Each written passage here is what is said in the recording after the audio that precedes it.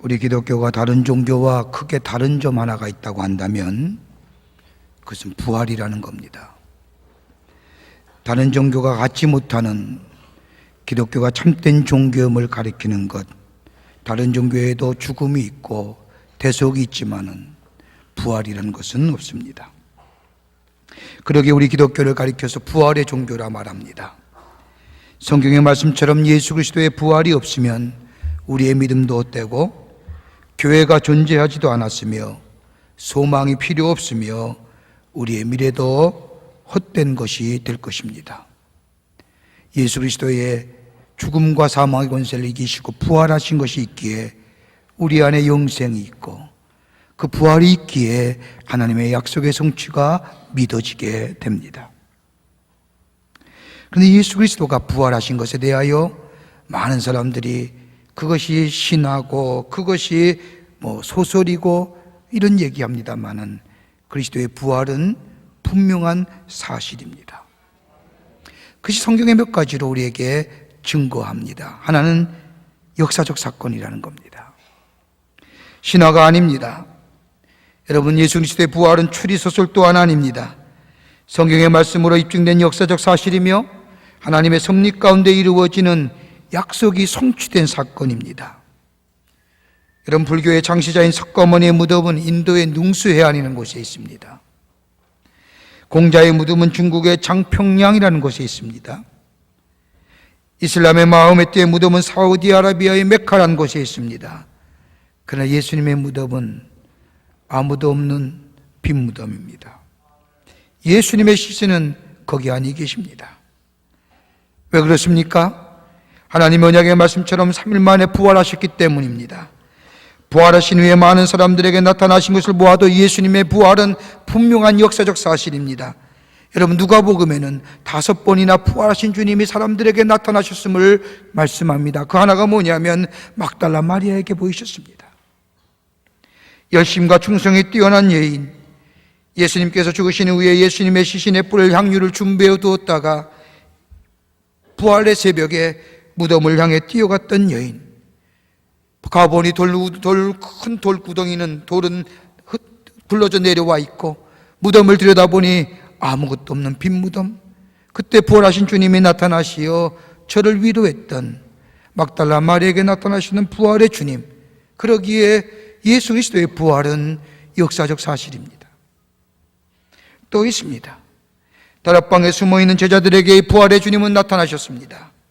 제사장들과 유대인들의 두려워서 떨고 있던 제자들 가운데 나타나셔서 부활의 주님은 저들에게 너희에게 평강이 있을지어다, 그리고 위로하며 용기 주셨습니다. 또한 도마에게 나타나셨습니다. 예수님께서 부활하신 사실을 믿지 못하는 도마에게 나타나셔서 내 손을 내밀어 내 옆구리에 넣어보라, 그리하고 믿음이 없는 자가 되지 말고 믿는 자 되어라 라고 말씀하시며 불신과 회의에 가득 차 있던 도마에게 믿음과 확신을 허락해 주신 부활의 예수님이십니다. 또 오늘의 본문의 말씀처럼 엠마오로 내려가는 두 제자에게 나타나셨습니다. 절망과 실패를 선언하고 낙향을 하고 있는 저 두 제자, 저 석양에 노을이 물들어 있는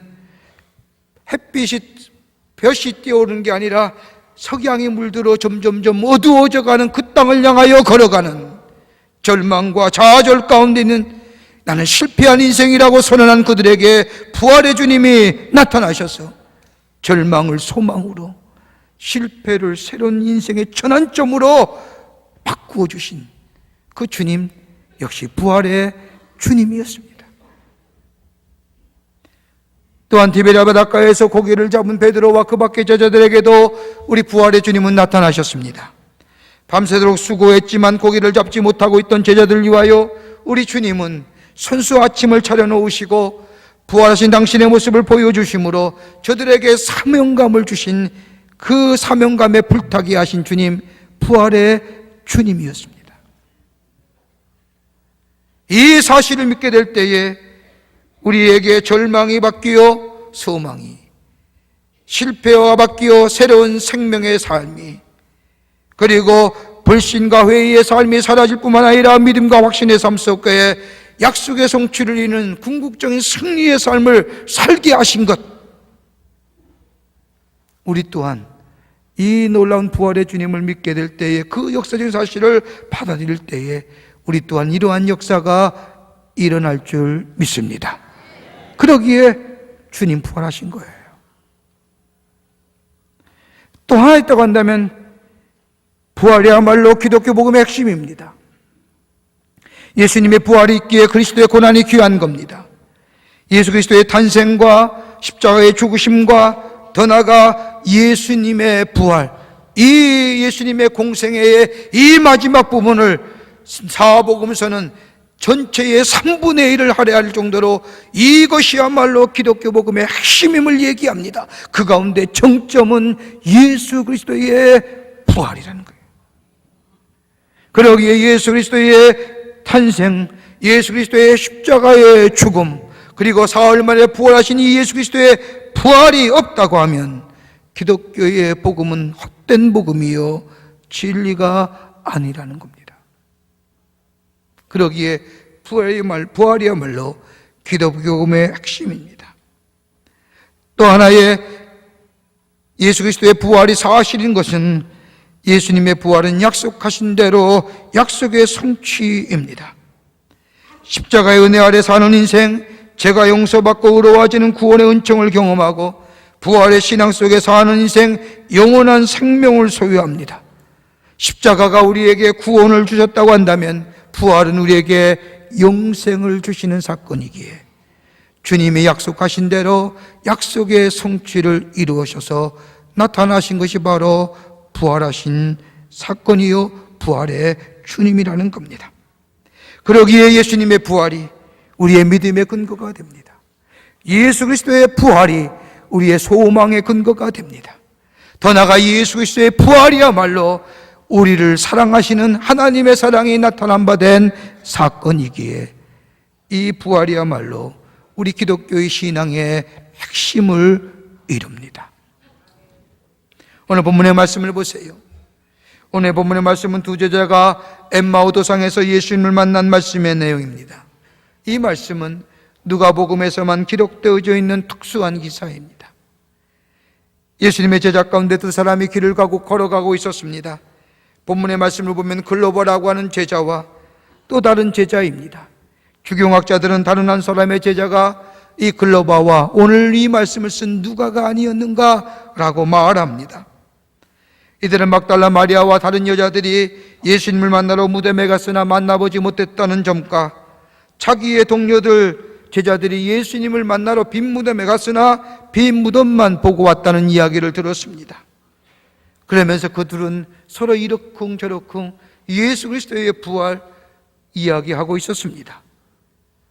낙심과 절망과 시리 가운데 있는 제자들, 지난 3년 동안 예수를 따라다니며 예수에게 마음껏 기대했고 저를 통하여 저 로마의 정권이 무너지고 새로운 메시아의 나라가 도래될 것이라고 기대했던 이 제자들, 그런데 우리 예수님이 무기력하게 저 십자가에 달려 돌아가시자 절망하고 낙심하고 시리에 빠져서 예수 만나기 전에 본업인 어부로 살기 위해서 고향으로 낙행하는 제자들, 그들의 대화를 들으시는 예수님께서 누가복음 25장의 말씀을 보면 왜 너희는 성경에 기록된 것을 믿지 못하느냐라고 말씀하시며 하늘의 말씀, 성경의 말씀을 저들에게 가르칩니다.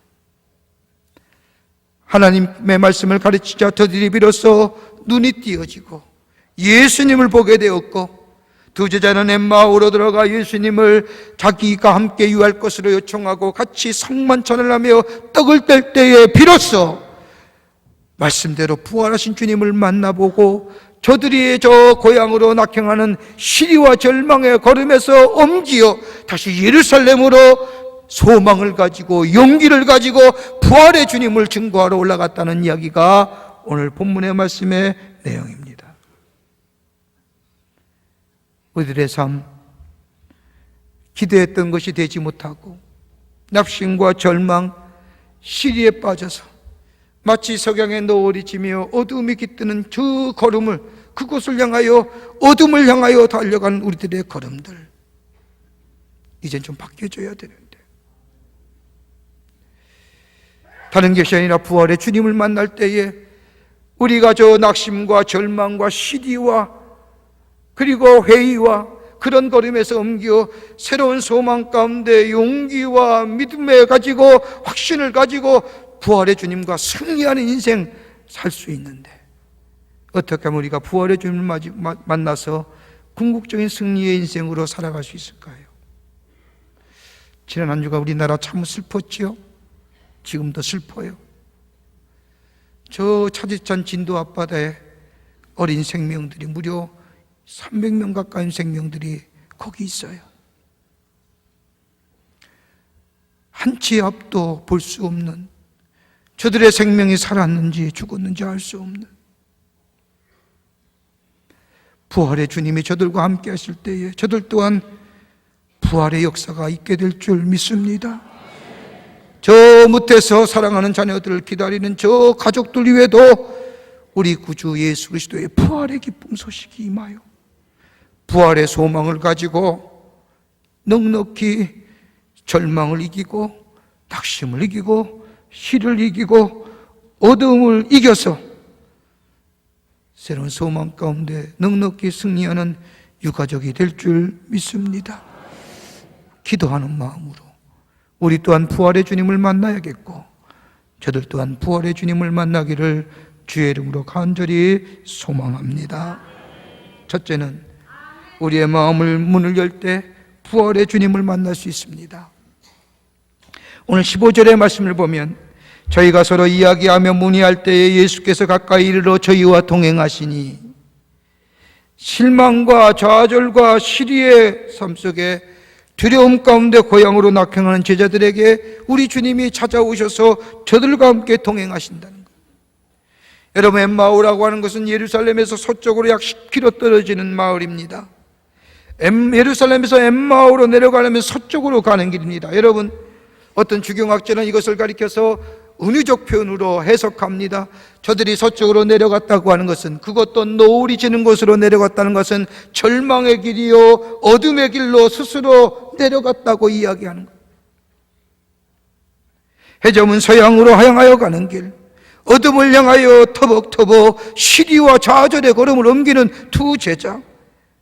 그의 걸음은 무거운 거예요. 우울한 겁니다. 피곤해 보입니다. 그런 지친 제자들에게 찾아와 예수님이 물으십니다. 너희가 길 가면서 서로 주고받는 이야기가 무엇이냐라고 하는 이 물음에, 여러분, 이 물음이 무슨 의미일까요? 너희가 서로 주고받는 이야기가 무엇이냐, 너희가 무슨 문제 가지고 이야기하느냐라는 이야기에 글로벌한 제자가 이렇게 대답합니다. 보자하니 당신은 예루살렘에서 오는 모양인데 예루살렘에서 일어난 일을 모른단 말이오 라고 물으며 예루살렘에 있었던 일들을 얘기합니다. 여러분, 한번 생각해 보세요. 오늘 본문의 말씀을 가만히 한번 상상해서 감정을 한번 이입해 보세요. 너희 문제가 뭐냐라고 물으심에 글로바가 얘기합니다. 아니, 당신은 예루살렘에서 내려오는데 예루살렘에 있었던 일을 모른단 말이요? 그렇게 말하고 설명합니다. 우리가 나사렛 예수에게 기대를 걸고 있었습니다. 그가 이스라엘을 구원해 줄 것을 알았습니다. 그런데 그가 힘없이 죽었습니다. 그런데 예수가 살아나셨다는 거예요. 우리 아는 몇 사람이 예수가 살아났다고 하여 무덤 근처에 갔는데 직접 보았다는 이야기가 있지만은 우리는 보지 못했기에 알지 못하는 거예요. 무슨 말씀이에요? 기대는 갖고 있지만 믿지 못하겠다는 거예요. 예수 부활하셨다고 사람들은 이야기하지만 우리는 직접 눈으로 목도하지 못했기에 믿지 못하겠다는 겁니다. 우리는 예수에 대하여 기대감을 갖고 있었습니다. 그런데 어김없이 무너졌습니다. 이제 낙심과 절망입니다. 그가 살아났다고 해도 우리가 믿지 못하기에, 보지 못했기에, 부활의 주님을 만나지 못했기에 믿지 못하겠습니다라고. 그러자 우리 주님이 성경을 열어서 저들에게 가르쳐 줍니다. 그때 저들의 마음이 열어졌습니다. 눈이 띄었습니다. 그리고 예수님을 보았습니다. 부활의 주님을 만났습니다. 여러분, 마음의 문이 연다는 것, 내가 여는 것이라고 착각하면 오해입니다. 내가 예수 믿게 되었다는 것, 내가 먼저 마음의 문을 열고 예수를 영접하여 예수 믿게 되었다고 생각하는 사람, 철저하게 인간 중심의 신앙됩니다. 내가 믿고 싶어서 믿은 게 아니라 하나님이 내 마음을 갈망한 마음 주셨고 성령이 내 마음을 움직여서 주의 말씀 들려올 때에 그 말씀을 받아들이는 역사, 성령이 역사 아니면 그런 역사가 일어나기 어려운 거예요. 여러분 성경 말씀을 보세요. 누가복음 24장의 말씀을 보면 연다라고 하는 말씀 3번이나 이야기합니다. 헬라어로 디아노이고라고 하는 이 단어는 연다, 3가지의 다른 뜻으로 번역되어 있습니다. 하나는 뭐냐, 31절의 말씀을 보면 눈이 밝아졌다, 눈이 열려졌다는 거예요. 여러분 그냥 눈이 아니에요. 신체적인 눈, 눈에는 3가지 종류가 있지요. 하나는 신체적인 눈이에요. 여러분 신체적 눈, 띄어있기에 경치를 감상하고 그리고 그 감상하면서 여러 가지 생각이 가능한 것, 눈 띄었기에 가능한 거예요. 눈이 보배예요. 그래서 어떤 걸 보느냐 중요하지만은 떴다는 사실이 중요해요. 또 하나의 눈이 있다고 한다면 마음의 눈이에요. 정신적 시력이에요. 이성이 맑아야 돼요. 이성이 맑다는 것은 비판하고 추리하고 통합하는 사고의 능력이 있다는 거예요. 이거 없으면 진리를 알 수 없어요. 그래서 배움이 필요한 거예요. 또 하나의 눈이 있다고 한다면 영적인 눈이에요. 영의 눈이 있어야 돼요. 하나님을 볼 수 있고 진리를 깨달을 수 있으며 우리 주변에 일어나는 일들을 통하여 하나님의 엄중한 소리를 들을 수 있어야 돼요. 여러분 우주에 비행사했던 엘딘 올갈이라고 하는 사람이, 올드리란 사람이 저 헝가리 한 대학을 방문했습니다. 사회주의가 붕괴되기 전의 일이지요. 저 헝가리 한 대학을 방문해서 자기가 달나라에 가서 있었던 일들을 강연하는 가운데 이렇게 얘기합니다. 여러분 내가 달나라에 첫 발을 디뎠을 때에 내 마음이 얼마나 감격스러웠는지요. 나도 나 모르는 사이에 내 입에서 할렐루야라는 소리가 외쳤습니다. 하나님이 살아계심을 볼 수 있었습니다. 하나님이 나와 가까이 계심을 깨달을 수 있었습니다. 그때야말로 내 신앙이 새로워지는, 하나님을 눈으로 볼 수 있는 기회였습니다 라고 강의하자 이 올드리의 강의를 듣던 한 헝가리 대학 청년이 손을 벌쩍 들더니 질문 하나 있습니다. 저 달나라에 간 사람은 당신 말고 또 다른 사람들이 있습니다. 저 소련에 가가리라는 사람이 있는데 그 가가리는 우리에게 와서 얘기하기를 내가 우주에 가서 하나님을 찾으려고 해도 찾을 수가 없었다. 아무리 눈 씻고 봐도 하나님이 계시지 않더라. 그렇게 얘기하는데 어떻게 당신은 저 똑같은 나라에 가서 하나님을 봤다고 얘기할 수 있을 겁니까? 그자 이 올드리란 대련이 얘기하기를 마음이 정결한 자가 하나님을 봅니다. 마음의 눈이 띄어진 자, 영적인 눈이 띄어진 자가 하나님을 볼 수 있습니다. 여러분 그러기에 눈이 띄어졌다고 하는 것은 다른 것이 아니라 영적인 눈이 띄어졌다는 겁니다. 또 하나 연다고 하는 의미는 32절의 말씀을 보면 성경을 열었다고 하는 겁니다. 말씀이 열려졌다는 겁니다. 또 하나 45절의 말씀에 마음의 문이 열려, 즉 닫혔던 마음이 열렸다는 겁니다. 그러기에 눈이 맑아졌다는 것, 눈이 열렸다는 얘기와 성경이 열렸다는 얘기와 마음이 열렸다는 얘기는 내가 스스로 연 게 아닙니다. 어떤 타자에 의하여 열려졌다는 겁니다. 이렇게 볼 때에 우리가 연다는 것은, 마음이 연다는 것은 다른 것이 아니라 누군가에 의해서 열려졌다는 겁니다. 누구요? 하나님의 거룩한 영인 성령이 우리의 마음을 열어서 그리고 보게 하시고 깨닫게 하여 주셨다는 겁니다.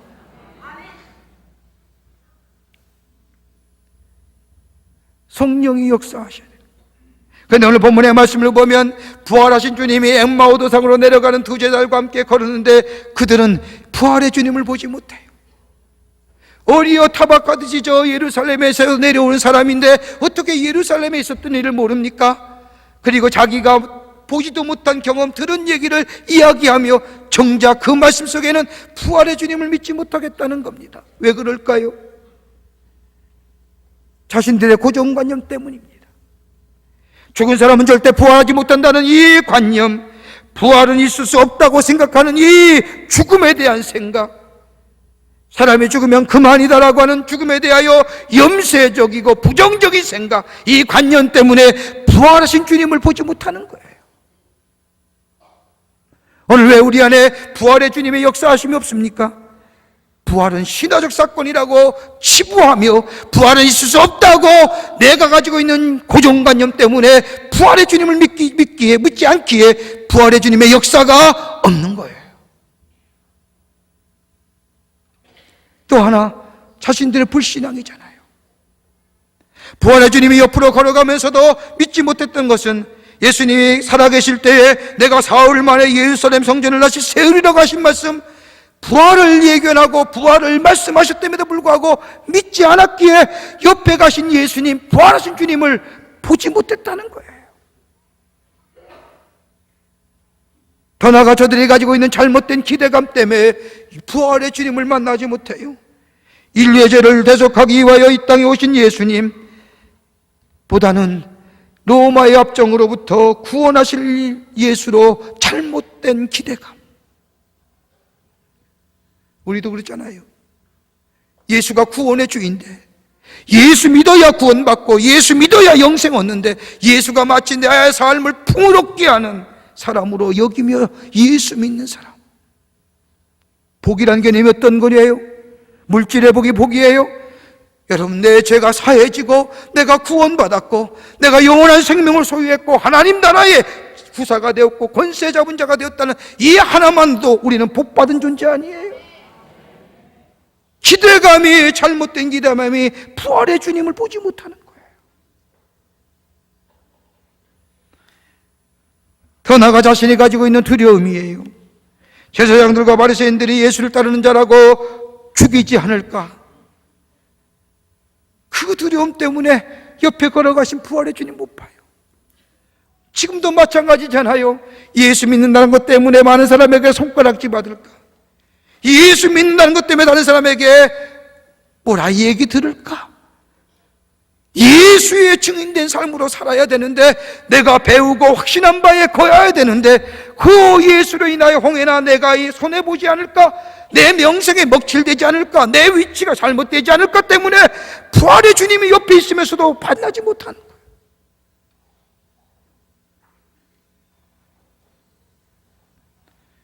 부활의 주님이 우리와 함께 성령을 우리 마음속에 임재하여 우리의 마음이 열게 될 때에 부활하시어 우리와 함께 걸어가시는 그 예수님 바라보게 될 때에, 엠마오 도상의 두 제자, 실망과 시리와 낙심의 삶이었지만 부활의 주님을 보고 부활의 주님을 만나게 될 때에 그 실망과 낙심이 바뀌어 사망과 죽음의 권세를 이기시고 부활하신 주님과 함께 새로운 용기와 새로운 사명감을 가지고 저의 삶에 저 어둠으로 향해 가는 발걸음이 아니라, 저 노을진 석양으로 향해 가는 발걸음이 아니라, 태양이 뜨는 저 반대의 방향으로 턴하여 새로운 사명자의 삶으로, 능력 있는 삶으로 살아가게 될 줄 믿습니다.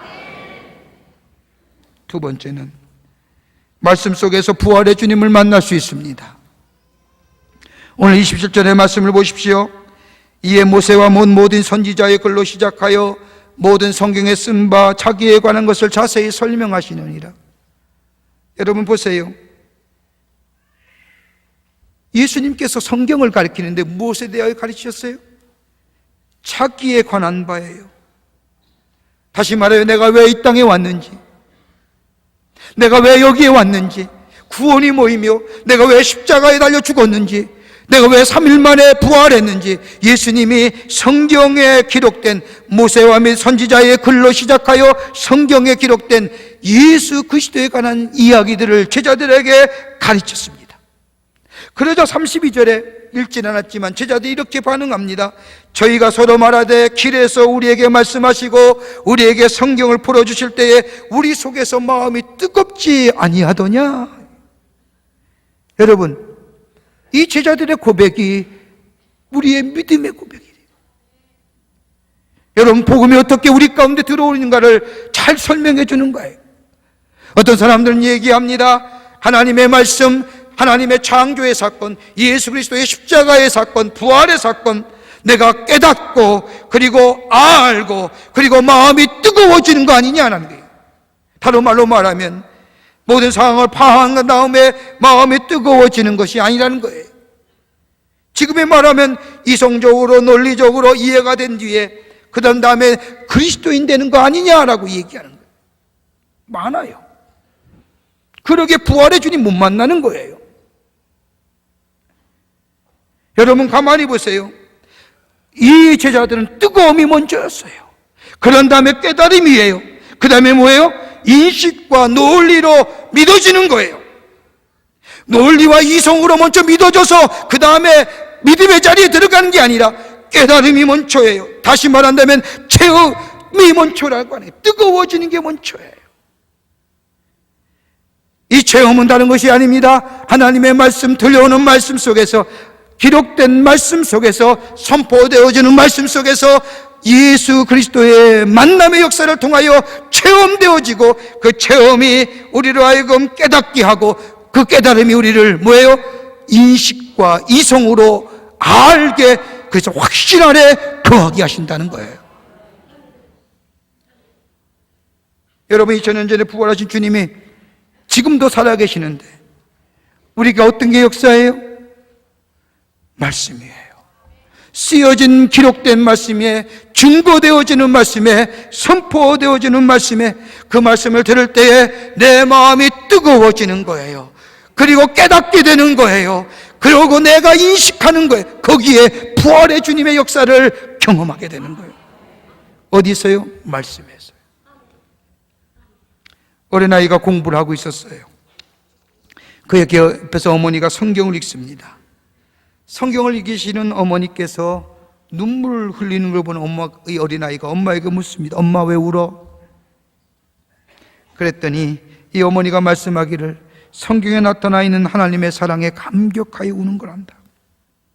슬퍼서 우는 거 아니야.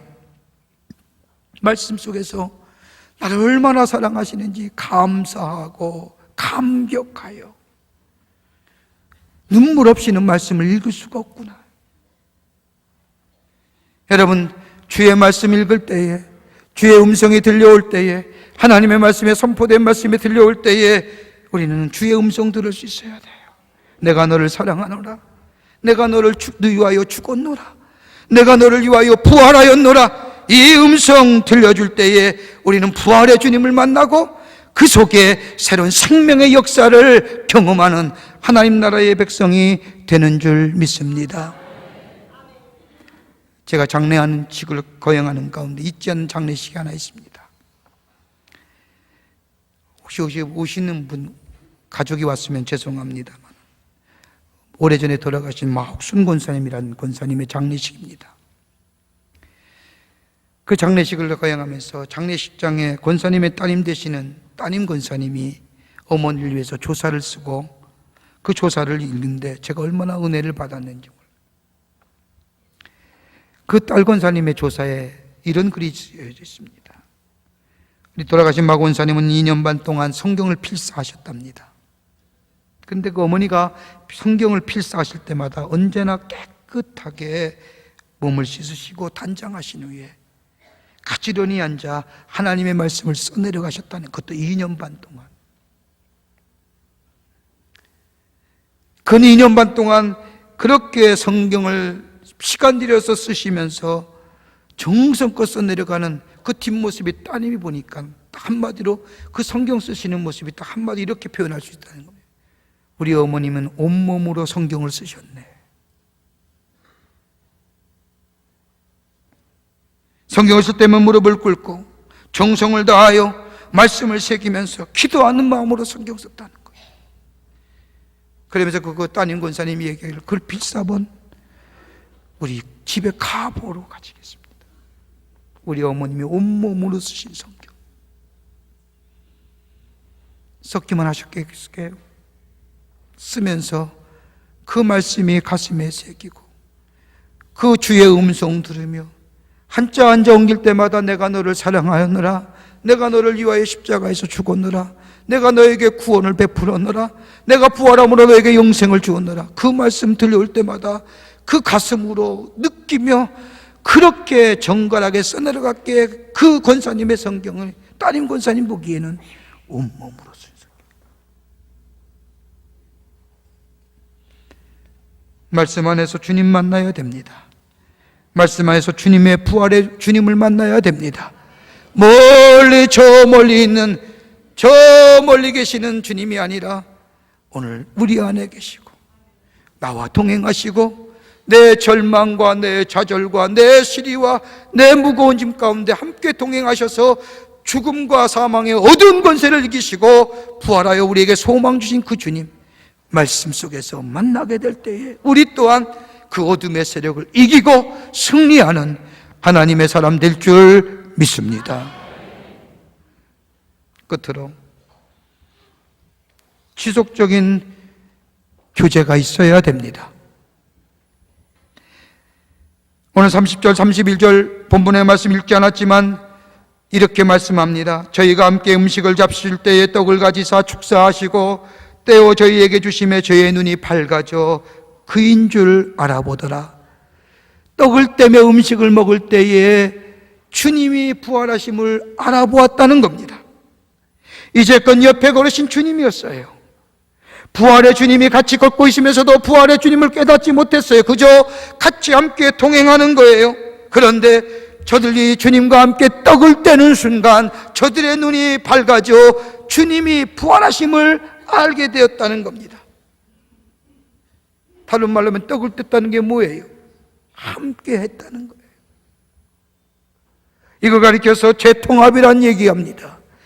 만남의 지속적 관계라 정의할 수 있습니다. 다시 말해요, 주님과 떡을 떼는 순간, 다른 말로 하면 주님과 지속적인 교제함이 있게 될 때에 부활의 주님이 우리와 늘 동행하고 부활의 신앙이 우리 안에 있게 되고 부활의 역사가 일어나게 된다는 겁니다. 주님과 지속해야 돼요. 여러분, 이 기사를, 이 사건을 제자들은 뭐라고 얘기해? 이 만남의 관계를 떡을 떼매 주님을 보게 되었을 때에 성경 말씀이면 뜨거워졌다는 거예요. 주님과 함께 마주보며 떡을 떼는 순간 저들의 마음이 뜨거워졌다는 거예요. 여러분, 뜨거워졌다는 게 어떤 의미일까요? 이성의 얘기예요? 아니에요. 의식 이전의 일이에요. 무의식이에요. 여러분, 뜨거운 것이나 뜨거운 물이나 뜨거운 거 만지면 어떠세요? 아, 이거 뜨겁구나 하는 순간 뭐예요? 의식하고 뜨거움을 느낄 때 뭐예요? 손에 화상이 보여요. 뜨거운 순간에 손을 대는 건 뜨겁다는 것은 무의식의 단계예요. 나도 모르는 사이에 그 뜨거움에 반응하여 손을 떼게 되는 거예요. 그러기에 이것은 의식 이전의 일이요, 생각보다 먼저 가는 거요, 느낌보다 먼저예요. 무의식의 단계예요. 그러기에 성령을 받고 내가 변화되는 것도 니고데모에게 예수님 말씀하신 것처럼 바람이 임의로 불매 어디로 가서 어디로 오는지 알 수 없다라고 얘기하는 것처럼 나도 모르는 사이에 성령을 통하여 변화의 역사를 경험하는 것처럼 내가 매일매일 주님과 동행하며 주님 안에 거하며 주님을 마주보는 지속적인 교제의 삶, 주님의 살과 피를 먹는 그 교제의 삶 속에 우리가 부활의 주님을 만나고 부활의 신앙을 소유하고 그로 인하여 우리 안에 새로운 소망을 통한 새로운 능력의 삶으로 새롭게 변화의 삶을 살아가시다는 거예요.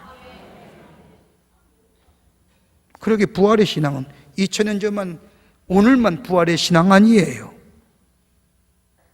오늘만 예수 부활하셨다 절기로 지키는 게 부활 신앙 아니에요.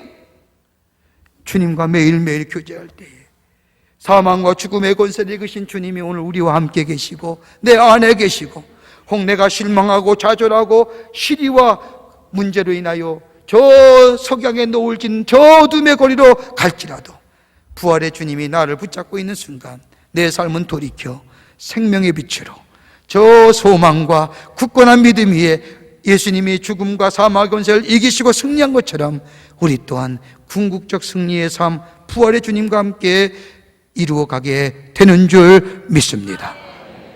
오늘 우리에게 필요한 게 뭘까요? 부활의 주님이에요.